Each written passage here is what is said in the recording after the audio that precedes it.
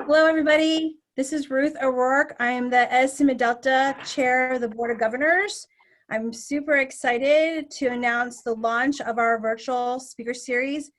Thank you to all of the board members that are on the call and the ones that can't make it today for making sure that we have something for our ESD students, alumni, faculty advisors, and especially a big aloha and welcome to Kimo Kippen for being our first speaker in this series of 5.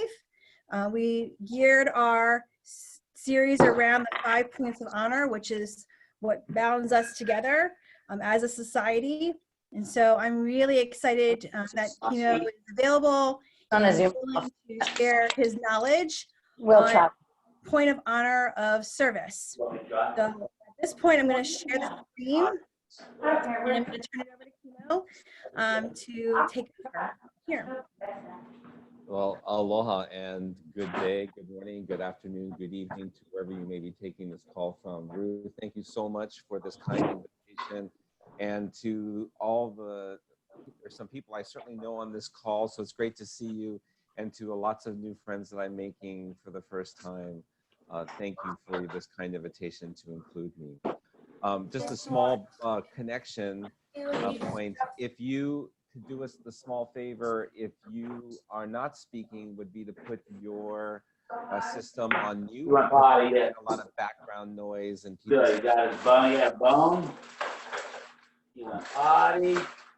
You ate. So I think it's Priyanko we're hearing Priyanko's conversations. So if you be so kind as to put yourself onto mute, that would be great so that we can continue.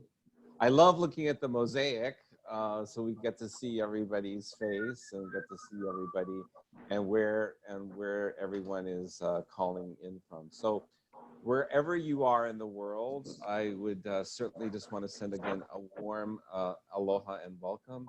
And most importantly, that I just hope that you are safe and well in whatever part of the country or the part of the world that you're calling from. So with that, Ruth, I'd like to shift to the slides.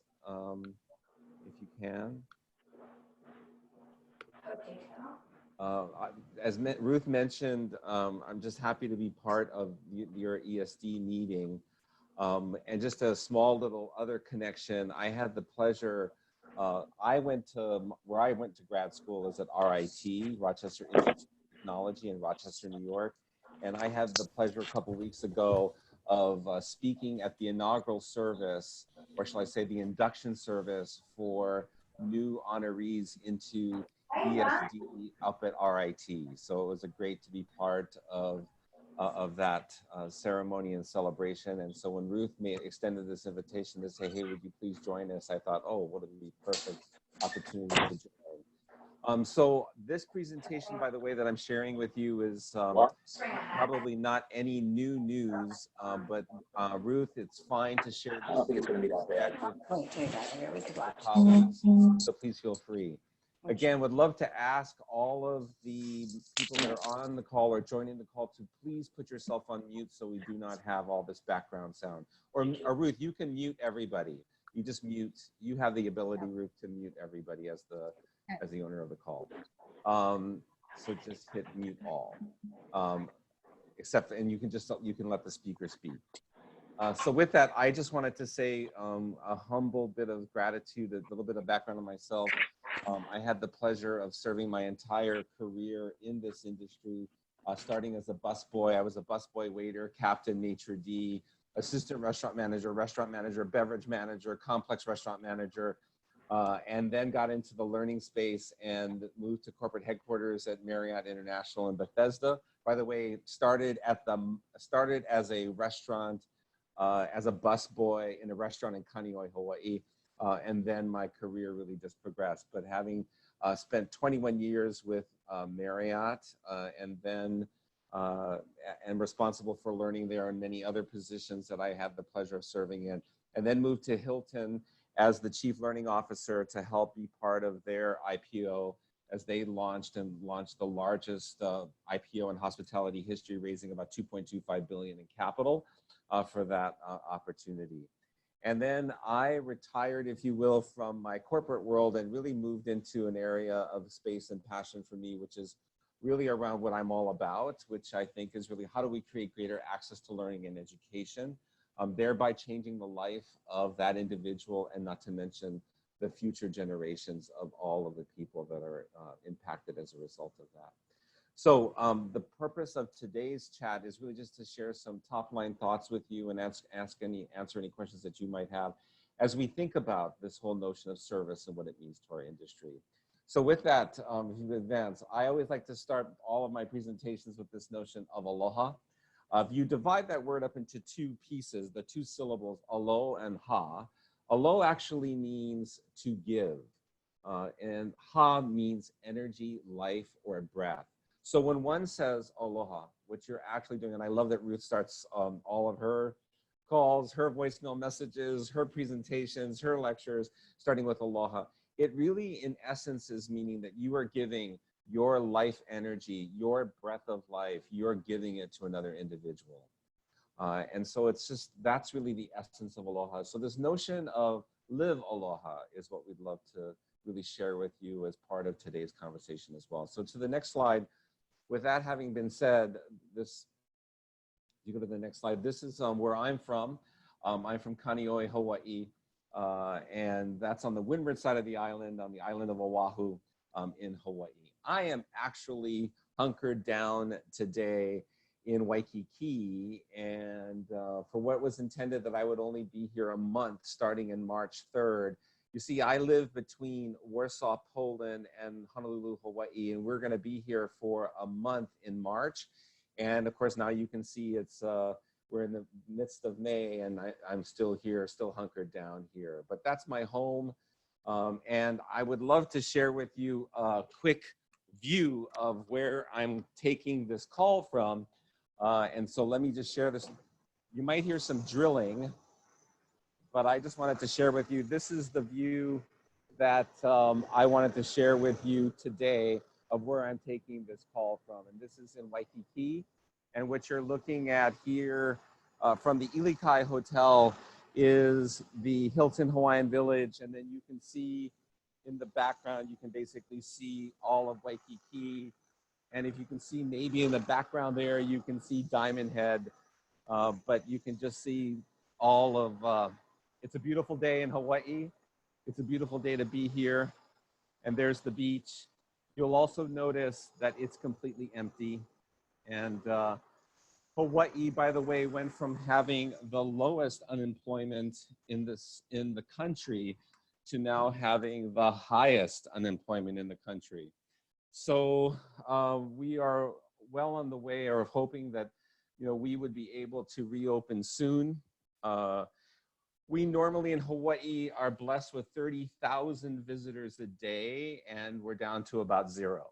So until we have the ability to reopen, which they're now projecting will be on or around June 1st or June 4th, is when we're thinking, is when the island is thinking of reopening. Hawaii has done a great job in flattening the curve to that point, and have one of the lowest rates of infection in the entire country, and one of the lowest, unfortunate mortalities as well in the country. So we have a total of about 645 cases with about 17 deaths thus far.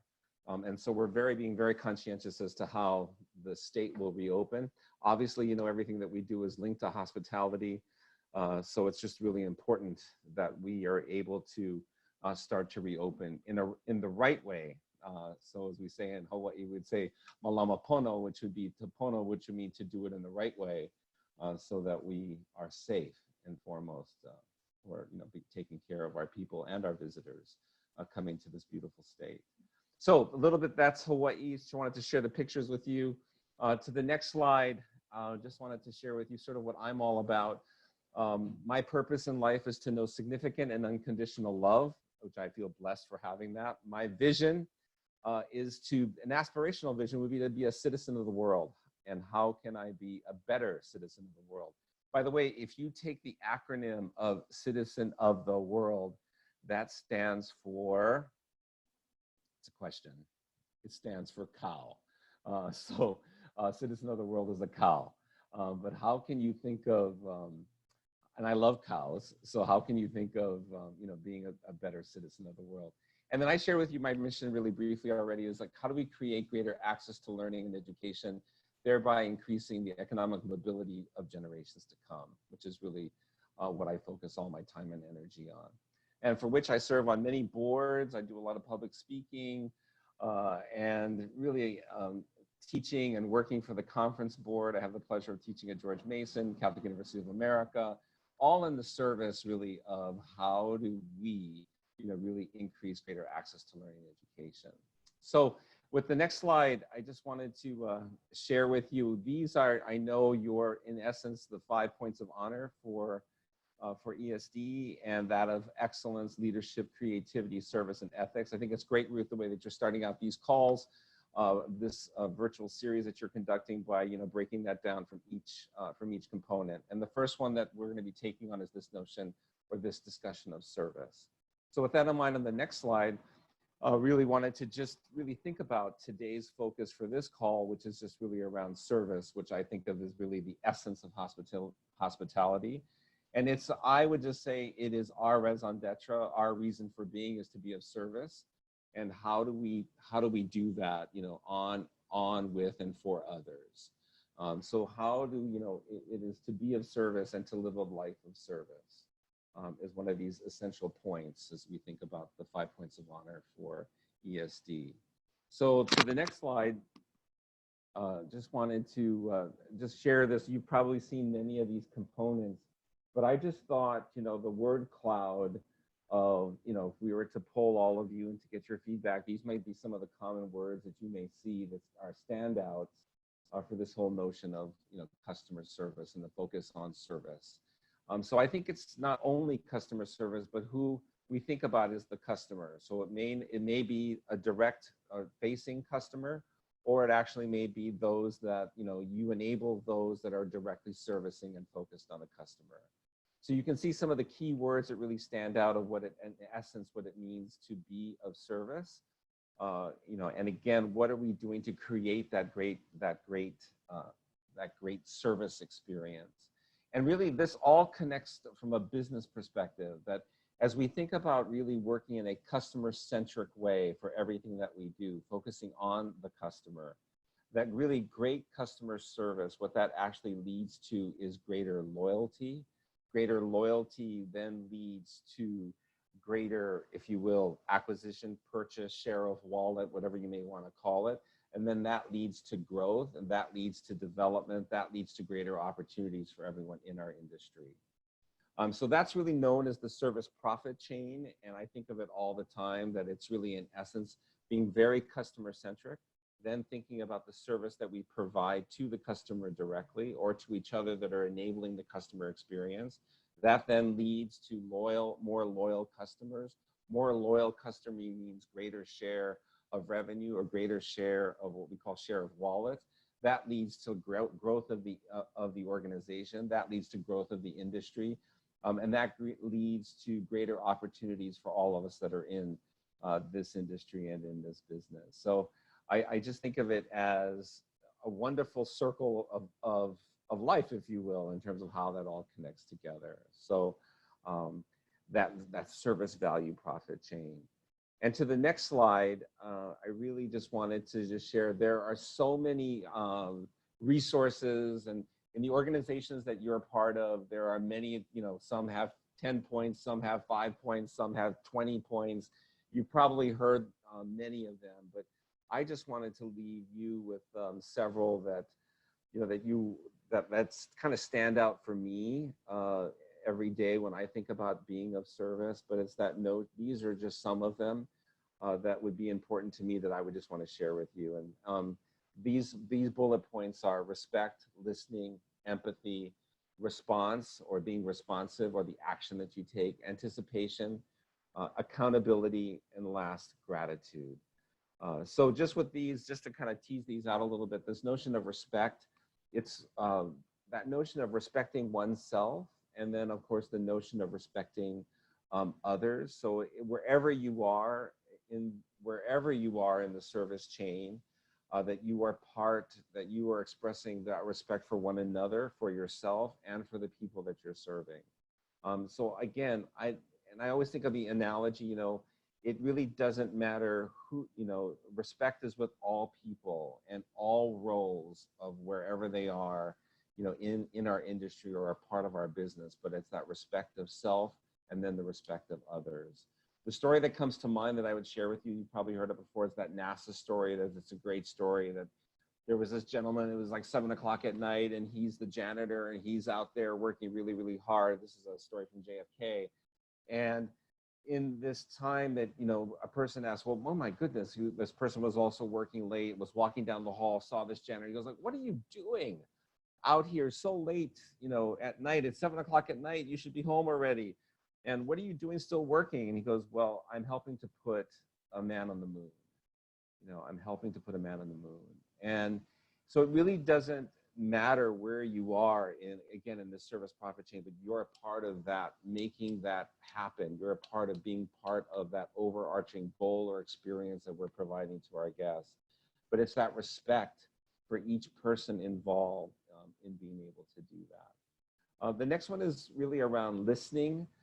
And how well do you take the time to actually what I call, you know, active listening, or being proactive in the way that you listen. And of course, there's lots of good techniques for that in being able to make sure that you're communicating clearly with the guest.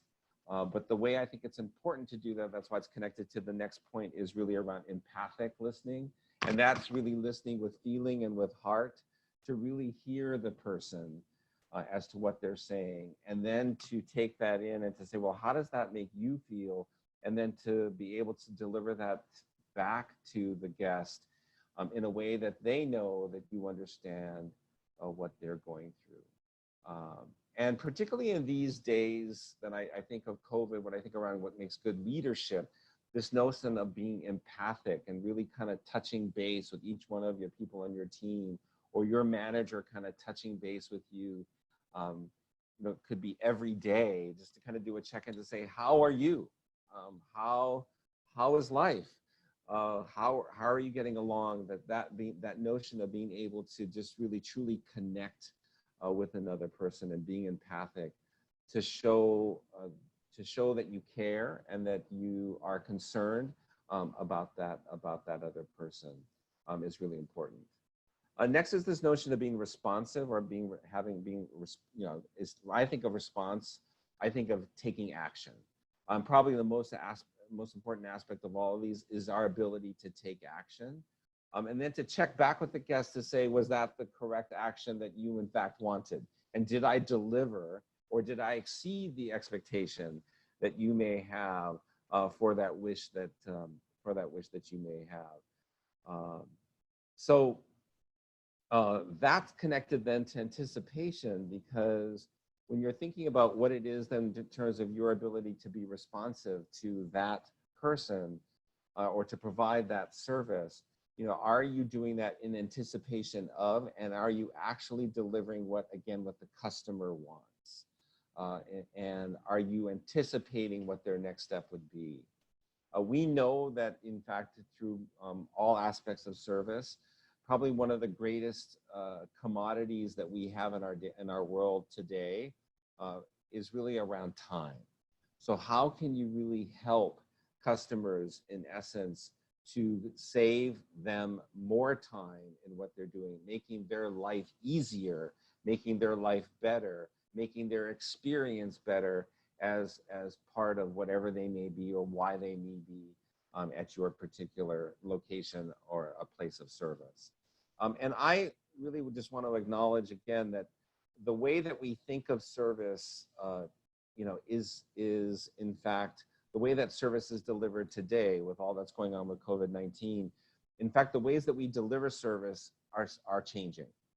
It's changing right in front of our eyes. And if you look at all the research about how, you know, hotel companies are responding to that, each one of them is really coming out with this whole discussion around how best, you know, they're going to move forward in providing a great customer service experience for all of us when we travel, What does that mean for the airline industry? What does that mean for the restaurant industry? What does that mean for the hospitality industry? But all of these aspects, it really gets down to, I think, this notion of anticipation.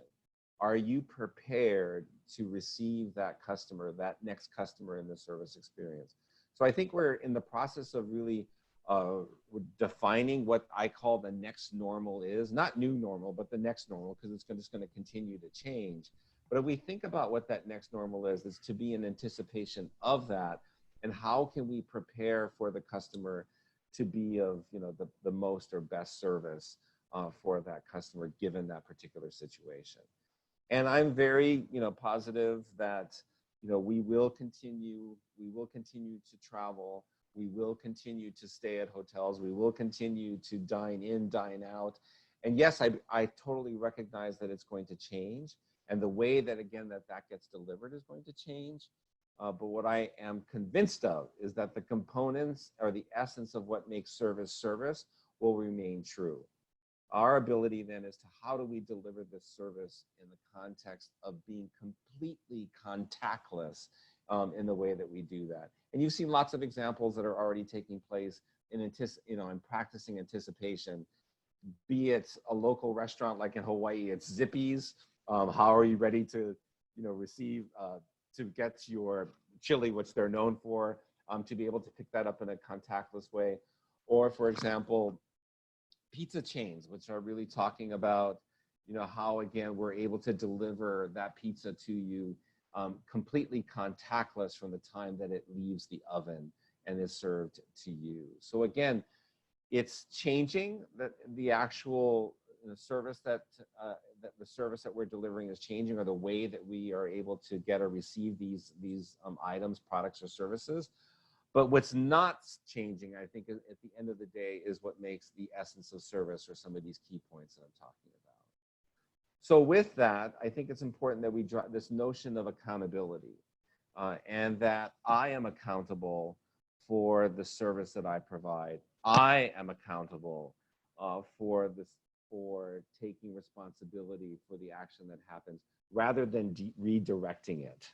You know, the way that you're directing it is that you're directing and taking ownership of it myself, rather than saying, oh, go over there to get that answer, or you need to go ask, you know, that person. It's not about going to ask that person, but it's actually you being able to provide that, you know, that response, that gesture of service to that person yourself. Or if you can't provide it directly yourself, you're actually taking them and connecting them to the person that will be able to provide that service. You're staying on the phone to ensure that that transition actually occurs to the next person.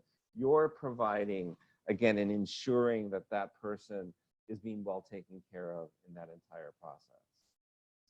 And the last step I would leave is just really this notion of gratitude. And that is always, you know, thinking about, you know, just saying the simple words of saying thank you, the simple words of please, the simple sense of we look forward to seeing you again, and then to anticipating their arrival in the future. Obviously, this is our profession. This is what we do from a hospitality perspective in our world. But there is my you know, humble words or humble thoughts that I would want to share with you. There is no greater thing that we can do than that is to be of service. And through these points that I've mentioned of respect, listening, empathy, responsiveness, anticipation, accountability, and gratitude, these are in essence the key components of really what makes, I think, great customer service. And then I think there's the signature that you would put on top of that, which is you.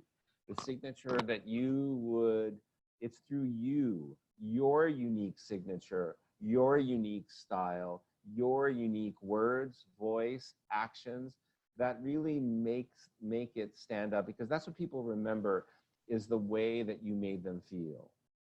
And we do that through our actions. So how someone actually feels as a result of that interaction with you is your unique signature that you are bestowing upon them through your acts of service, through your act of service, or through what I would say, through our act of aloha.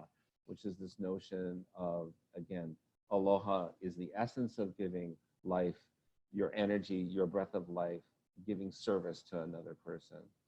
So with that, Ruth, I would just want to say, thank you for allowing to share some simple words, and then certainly happy to engage in further discussion or answer any questions that anyone might have. But thank you for this opportunity. Aloha. You're welcome very much. Thank you, Kimo. Thank you very much. Okay, so now's the time we're going to open up for questions in the chat box. I had written earlier, if you have a question for Kimo, he's on the ready. Absolutely. Okay. We have a former friend of yours. He's actually our president of our ICRE. His Jeff Beck from Michigan State says he remembers you back from the Marriott days, Kimo. Thank you, Jeff. Thank you, Jeff. Kimo, as we wait for more questions to come in, I know your presentation was focused on the customer service side and how this is going to be the next normal, not new normal, but the next normal, which I really liked. I may take that for my summer course, but I'll give you credit for it. Okay. Can you discuss a little bit about service and giving back? You've worked for some major corporations, and a huge part of Mr. Marriott and Conrad Hilton was about giving back to the community and giving back to service. Absolutely. Can you speak a little bit about that? Yeah, I just think this whole notion of, I think of it is that, how do I pay it forward, right? So how do I give back?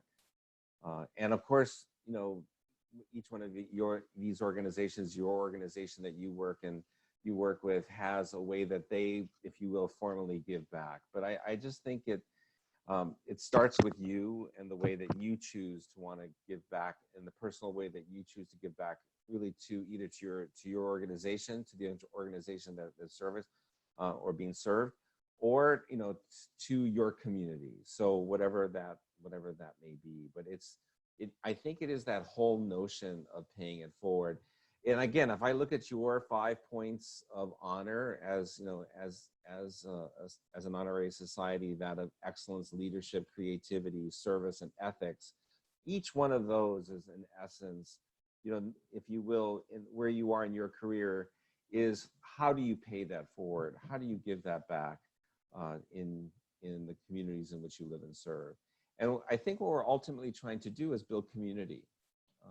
So how do we build a greater or better community in which we live and work and serve in? If you look at whether it be any one of the large hotel chains, but if you think of all the points at where they are, it's about how do they serve in that individual or unique community, and then that in essence rolls up to what it means to be part of a great brand. So I just think of, if you take any of the large brands that we have in the world today, it is really their ability to how they build relationships with their customers, how they then, we really build community in, wherever they work, live, and conduct business. I see questions that are coming up on the side in terms of the chat, so that's really cool. The ultimate cow. As an ultimate, how will you be a cow in the new normal, and that we're going into, a citizen of the world? Great question. That's to Cheryl. Hi, Cheryl. Good to see you again. Aloha. Miss you. I think that it's gonna. I think what I have found. First of all, I realize that it's going to be different as we continue to move forward into what that next normal is. The way that we travel, air travel, hotel stays, you've probably seen the latest coverage on that, of how that's all evolving. And I think it's going to take some time for that all to reset, until at least we have much more testing, of course, and of course then we have a vaccine that's then created. But I think we can do much of this now virtually. I've seen so many places that are offering, if you call, a virtual experience of that. And whether it be global travel or whether it be travel in your community, but there's this whole notion of having a virtual experience that you're able to do through the simplicity of wonderful technology like we have of Zoom. But I think what we need to do is just to keep in mind our sense of adventure, our sense of curiosity, our sense of desire to stay connected with what's going on in the world, and to stay, what I like to think of as how do I continue to stay relevant, but that notion of adventure, curiosity, just because we're not able to physically go there, it doesn't mean that we can't explore and of course use technology to be able to make that experience happen. So I'm thrilled to see, I'm a huge fan of looking at cheetahs, for example. So I love watching the webcam of various places, and just to get a sense of, I saw 5 cheetahs that were at the National Zoo in DC. That's just a simple way to say that I'm still, while I can't go to visit that directly or personally or physically, I am experiencing it in another way. I think the other thing that that this situation with COVID-19 is forcing us all to do is to be very intentional. So now what you end up happening, what you've noticed is, you have to kind of really reach out to somebody to really kind of catch up with them. You have to kind of call them. You have to say, I want to do a Zoom chat with you. It's not just like you're going to, show up at a conference and run into all your colleagues and friends. You really kind of now have to reach out to people and make that connection. And so I would want to encourage you to building in time every day to reach out and to connect with someone. I think it does well for your personal well-being, that person's well-being that you're reaching out to. I'll give you a quick example. Last week, when I worked at Marriott for many years, but we had what was called a Marriott training department. It was Marriott Training and Development. We had a reunion, and we all worked together, like 20 plus years ago. But we had a reunion, and we had like 40 people on the call. And it was so much fun. Another thing that we did, again, because we have Zoom, I grew up in Kaneohe, which I was showing you that picture of. We had a reunion of my neighborhood, and the person, we're talking about, in Hawaii, we say Hanabata days, which is like when you were a child. And I was on a reunion with people that I grew up with since I was 4 years old, but could you create, by reaching out and being intentional with others, could you reach out to make those connections, and to continue to keep those connections alive? So I very much think that we have the ability to continue our sense of adventure, our sense of curiosity through these virtual experiences. As you now probably know, many conferences and many industries, for example, last week I was supposed to be in New York hosting a conference. Obviously I couldn't be there, so we did the entire thing virtually. Obviously we had this ESD initiation service that was supposed to take place at RIT a couple weeks ago in New York. I couldn't go in person, but now again, through technology, we're able to do that. What you'll quickly start to notice is that one of the senses that's missing in this experience is the sense of smell. In fact, they're looking at ways now of how we can bring smell into a virtual Zoom experience so that, if we're talking about a particular item, you could actually smell that. So if I'm talking about baking peanut butter cookies, you would smell the peanut butter cookie on the other side. All that's you're going to see that happening in our industry, about how we create, although it's going to be virtual and might be completely contained in a contained environment, we're going to make sure that that becomes a full 5-sense experience with all your 5 senses will be part of making that that reality, not really a virtual reality, but but really more of analogy of a virtual situation that's been really adapted and customized and personalized for you. That's where the space is all going. Next question: in a difficult time, what are your thoughts about, to say, the students graduating this spring? Great question. First of all, I kind of take a gasp of of what, I'm mentoring several students as we speak right now that are in the industry and are looking, of course, to what the opportunity would be. You look at the hospitality industry, like my dear friends at Marriott and at Hilton. With 90% of employees being laid off or furloughed at this time, of what that means to the industry. What I would also say is that there is no greater time that we need to think about upskilling talent for the future, and continuing to think about how we upskill talent. But what I think what we say to students is that this industry, our industry, the hospitality industry, is still and will be one of the fastest growing industries that's projected through 2050 to kind of be, one of the fastest growing areas. It's going to change, but there are going to be new opportunities, and I think it's all going to be enabled and enhanced by technology. So I think my recommendation would be those analytical skills, critical thinking skills, technology.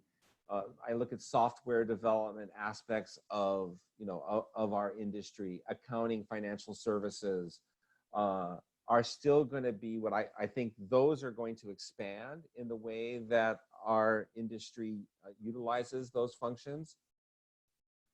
And we're going to need people to be able to do that. So I think it is going to require, as we reset for the future, it is going to require new skills.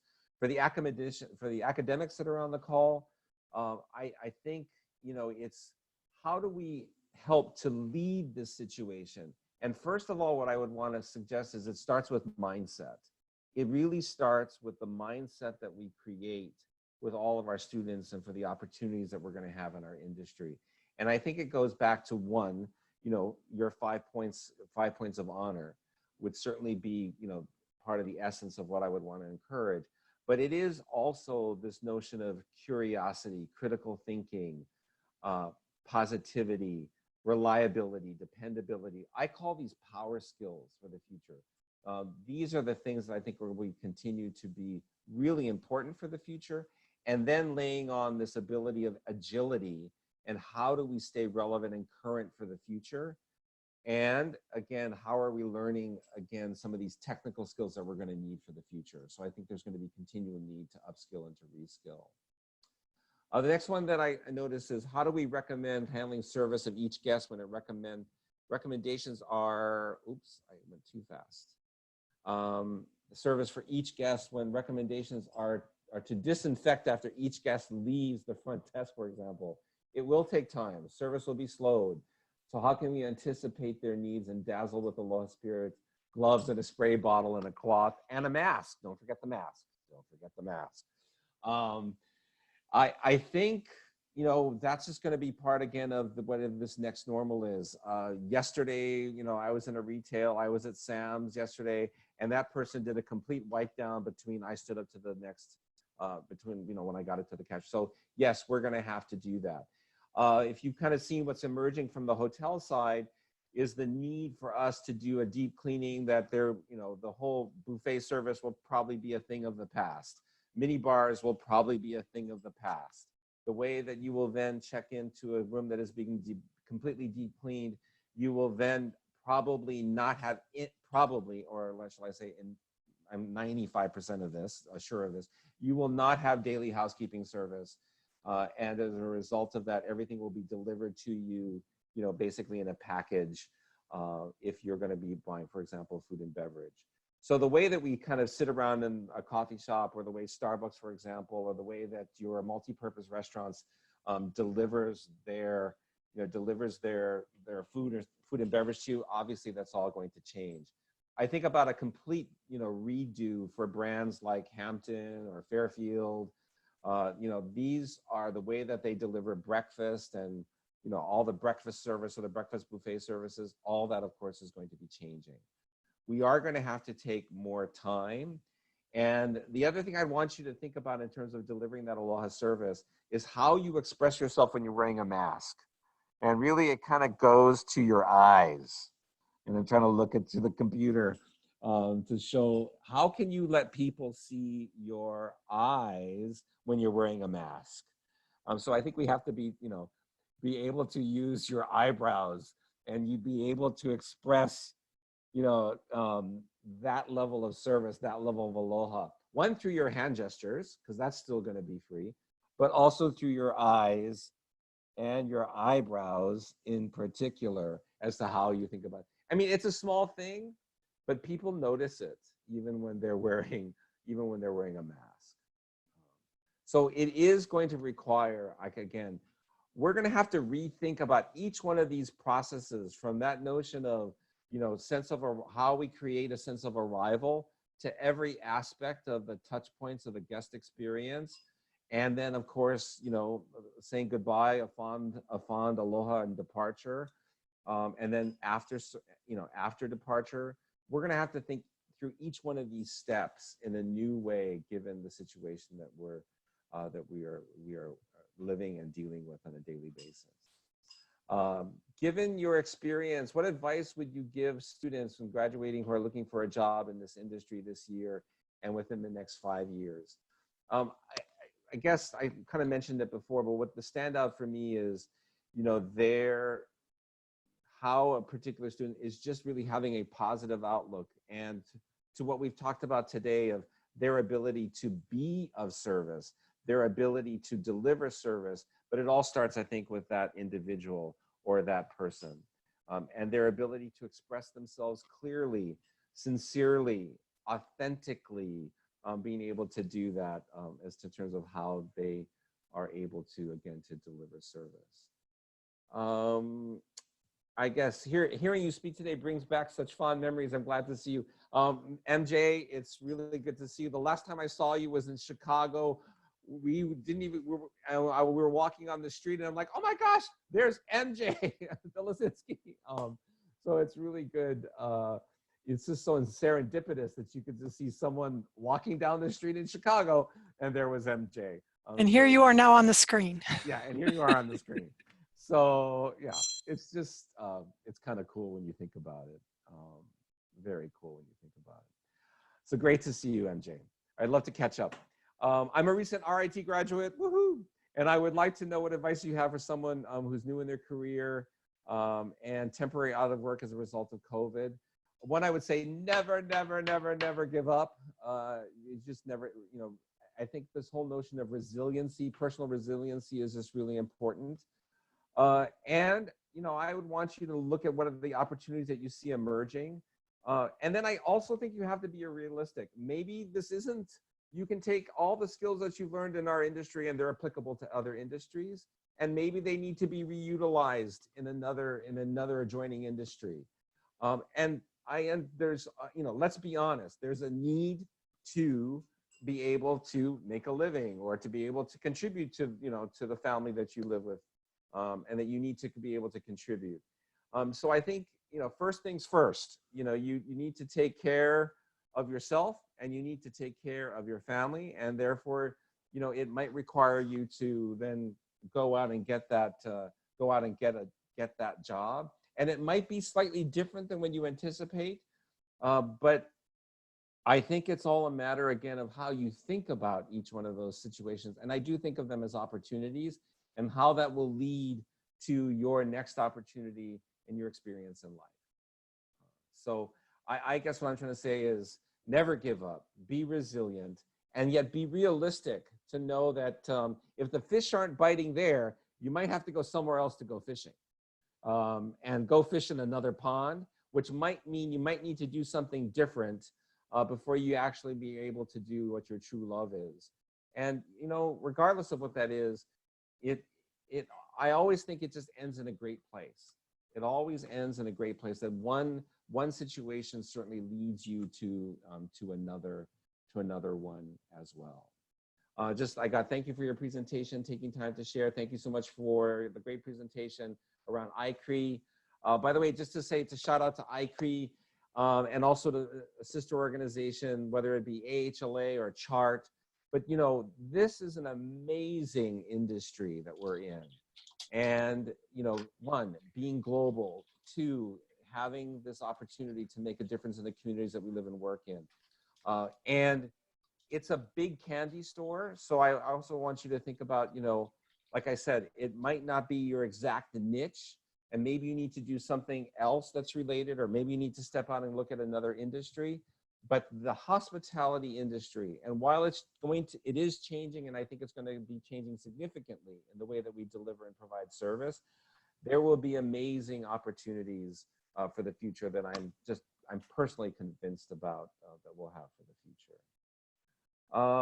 Thanks so much for helping us to understand the impact of service on consumer confidence is challenged by cultural norms and is distinct for what we consider to be the levels of service, whether it be luxury to budget. It really is, how do you anticipate, the question here, how do you anticipate the recent push for individualizing experience will increase, or we will all need to pull together and realize shared norms connected to the shared experience of COVID-19. So I want to really validate something that you said in there is individualizing this experience. So what we're looking at as part of this ever shifting to what is this next normal through this notion of virtual reality, augmented reality, and most importantly, machine learning, is how do we customize that experience to a very, very individual level? And that's going to come through machine learning. IBM Watson is one example that I would give you in terms of how we're able to customize that product or service. Another example I would give you is what Amazon, for example, is thinking about. If you happen to be a Prime customer, how many of you are Prime customers? Raise your hand. Prime customers. What I find so interesting about Prime is that we pay $119 a year for the privilege of spending more money. I mean, think about it. You pay money so that you can spend more money. And that to me is fascinating, the way they think of it. And the way that Amazon really thinks about this is, how do we create a frictionless experience? Now the question that we all need to think about is, how do we create a frictionless experience, not fiction, frictionless experience, and have it be contactless. Frictionless and contactless, being able to deliver that service in a very personal and individualized way. So with Amazon, I'm able to purchase something in 3 clicks, and I'm able to get that item within the next day. So, and again, very, very individualized to me, suggesting what I might want, suggesting what could be possibilities for me, related products or services, all that customized to the unit of one.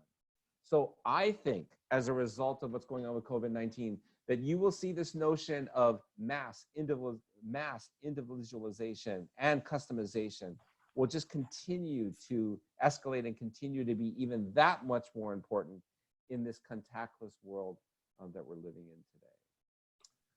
Next one. I liked what you said about small steps. It seems right now there's never been a better time for communicating and acting with deep care and clear perspective. Your positive intentions should shine. And yes, and I think that comes through about being intentional, which I said before, that you really have to think about being intentional. And the more than ever in the way that you communicate. And all the various forms, keep in mind all the various forms in which we do communicate with each other. Whether it be through emails, or whether it be through text messages, or whether it be through voice, or whether it be through Zoom or virtual. But think about, I think most importantly is think about how you show up. And if I were to ask you, what's your personal brand all about? What would it be? I've kind of shared with you what mine is, but how does that come across every day? How do you live your personal brand every day? And it's not easy, by the way. It's not easy. But how do you live that every day? So for me, it's like, how do I live aloha? How do I demonstrate aloha? How do I think about this whole notion of being of service, for my fellow human being, particularly in these times, reaching out to others and being intentional to reaching out to them. How would you customize the next question, how would you customize those corporate or social events for a client while still protecting the client, staff, and yourself? I think it's all shifting. I was on a call yesterday with PCMA, and talking, as they think about reinventing the customer experience and reinventing the meeting business and reinventing event management. Yes, because anything more than, groups of 50, of course, is going to change. So how do we think about a virtual model combined with an in-person model, combined with small groups? maybe being done more at a community or regional level rather than thinking about, things happening at a global conference. So this week, for example, I was supposed to be attending the ATD conference, the Association for Talent Development conference. It actually was supposed to be in Denver for about 12,000 people. Richard Branson was going to be our keynote for that conference. Obviously, that all shifted to a virtual experience. What I do see again is interesting because we're moving more to this virtual space. But one that's interesting, I'm participating in a virtual conference starting tomorrow. It's a global virtual conference, and the conference will actually start in Australia, and then it will move around the globe. And then, so, it will move from Australia, then to Singapore, then it moves to Hawaii, then it will move to California, then it'll move to the East Coast, then it will move to London and to Europe, and then through Dubai, and then Abu Dhabi, and then back again to Australia. But think about, again, how do we create these virtual experiences combined with smaller, if you will, ways of which to connect people. By the way, we didn't use it today, but I'm a real avid, fond user of Zoom and using the breakout features for Zoom. That's a really good way. I work for the conference board, and we're now having to do all of our meetings virtually. We were supposed to have one in Basel about 3 weeks ago, Switzerland, and we had to take that virtual. We're supposed to have one last week in New York. We had to take that virtual. But again, using this breakout feature that's in Zoom, it's super easy. It works really well. It allows people to interact with each other and share more thoughts and come back to the big group. Works really, really well. So it is going to require us thinking differently about the whole space of around event management. I think about, what I would share with you from what I'm hearing and from, the commercial real estate space is actually going to really change. One of the things that we're hearing loud and clear is like, well, we've been working virtually for the last 8 weeks. Why do we need to go back to an office? Do we need to have all that office space? Why should we have all that office space? So again, I think people are thinking commercial real estate, big deal, big concern. The shift of moving, the other big shift, this is coming out of the Office of the Committee for Economic Development, which is part that they produced the GDP report, part of the conference board. One of the other key findings that we're sharing with our colleagues from a research perspective is really around, one, what's happening to the job market, two, what's happening from a COVID-19 perspective on all levels of business and commerce globally, what's happening to the labor markets, what's happening specifically to commercial real estate, what's happening to where people are going to be living and working. We're seeing that shift moving, there was this huge shift to move into more urban centers around the world. And now we're talking about this shift of maybe moving back out to more suburban. And that, we're going to live more, perhaps where I can have more space, where I can have my office and do it virtually. I can be closer to my grocery store. And for my kids, having, for children, how that all works. Thinking about that moving necessarily from an urban environment to a suburban environment. So all of that is what I'm trying to say is probably going to be up for reframing or rethinking about how all that occurs in life. Next question. Virtual conferences offer so much more access. I would agree. Hey, Kimo, sorry I joined this meeting a little late. I was administering a final exam via Zoom. I was wondering if you could share your contact information. Sure. Ruth, I'm going to leave that if you will. It's, Kimo Kippen at gmail.com or Kimo Kippen, no period, just Kimo, K-I-M-O, Kippen, K-I-P-P-E-N at gmail.com or simply aloha at POBOX, A-L-O-H-A at P-O-B-O-X.com is another place where you can find me as well. Or my LinkedIn site or my website, everything that's there. Let's see, I'm wondering if you could share, I'm an ESD advisor at the University of Hawaii at Manoa. That's where I graduated from. So thank you. I would love to meet, yes, I would love to be able to do something with any of the students in Hawaii. I would more than welcome that. Thank you, Ruth, for sharing that. And anything that I can do, as we continue to move forward. And again, let me just, I guess, say in closing that you know, this is not easy. And where we are today is not easy. And I think first, the commitment that you owe to yourself is your commitment that you owe is to yourself first.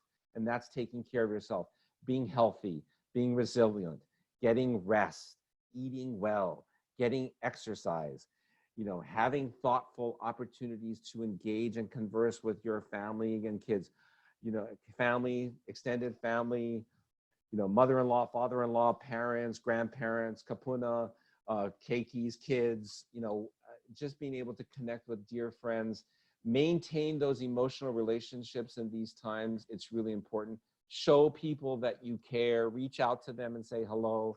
You know, it may sound really kind of old, but you may want to send someone a postcard. Do something really simple, like send them a postcard, send them a card. Do you know what it actually feels like to get a card or a letter today? It's like a shock, you know, like just maybe send someone a card. And it's like, when I get a card, it's like getting a gift. You know what to do. I know it takes a little time, it takes a little energy, but again, it's just expressing that notion of caring and showing someone that you care as well. So thank you. It's a wonderful way to kick us off on this series for ESD speakers. Much thanks and aloha, and back over to you, Ruth.